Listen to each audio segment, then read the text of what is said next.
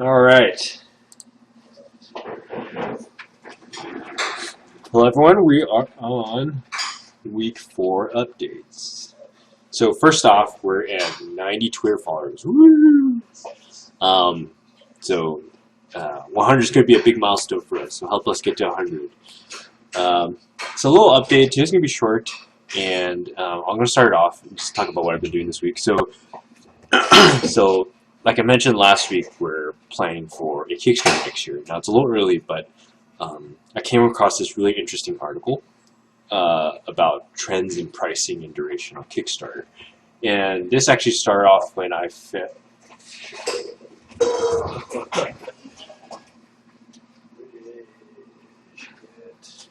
He's grabbing a document. Give him a sec.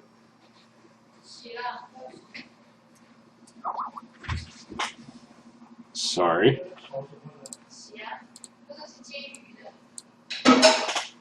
So, so this guy by the name of Joey Dawood, something like that, did an article on the behavior of Kickstarter funders. So I thought it was very interesting because he looks at basically spending behavior of the general public, so the backers, people who back Kickstarter projects. And for us, for example, it's been tough because we never had a really huge social media presence, and we just started maybe about a couple months ago. And just trying to figure out how many followers do I need to reach out to build enough backers to reach our funding goal. These are all big questions that we need to somehow figure out, calculate. And that's going to affect our marketing plan in the meantime. And so when I came across this article, I thought, okay, what if we could do some analysis on current video game projects? Every project that's been successful, it's been 100% funded, and looking at specifically projects within the lower goals. So these are, I would call these projects more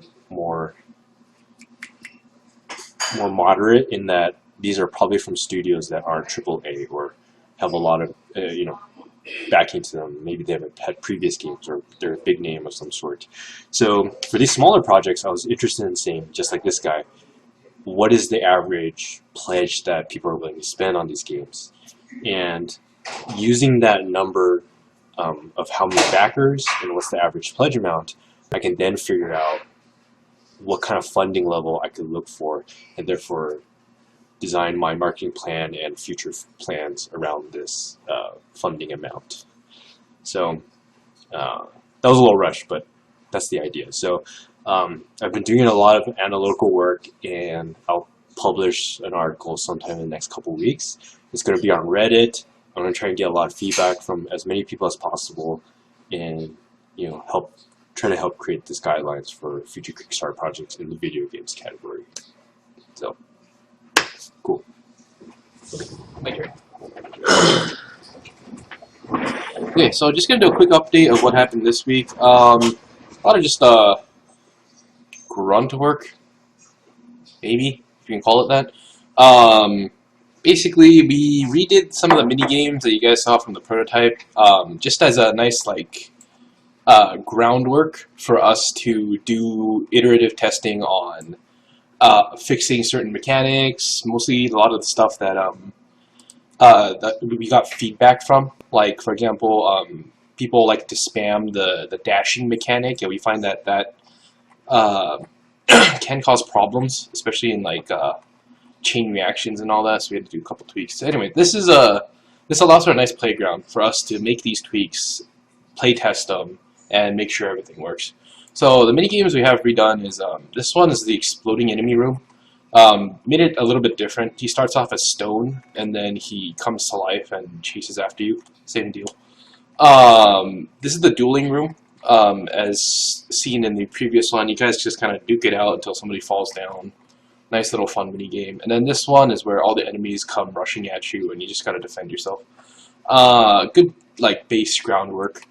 Some stuff that I did this week, a lot of research into more replication, most notably Rep Notify, which as far as I can tell from online Google searches and research and all that stuff, Rep Notify seems to be the least intensive on a network. So the more I have that and the less I have stuff like multicast and server run functions and all that stuff, the better, I believe. So I spend a good amount of time reworking some of the more common functions, like the door, for example. A lot of these platforms, they're used to be done in multicast, and I came across some like slight lag, so I was kind of concerned on whether or not it was because of this.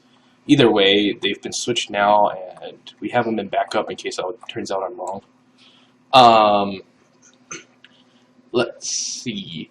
Oh, I came across a very odd bug this week and last week that I have never seen before. Namely, whenever I seem to be testing certain rooms, because these rooms have their own blueprints. They're created beforehand. If you guys have been following so far, you guys know. But for those who might have been seeing this for their first video, my rooms here are created in blueprint classes, meaning they are essentially their own blueprint. Once the players enter, they run their own blueprints. They run mostly timelines. And once they're done, the room rewards them with coins, and they can move on. The reason why I do this is because this way you can spawn the rooms, place them wherever you like, and they'll work perfectly fine for procedural generation.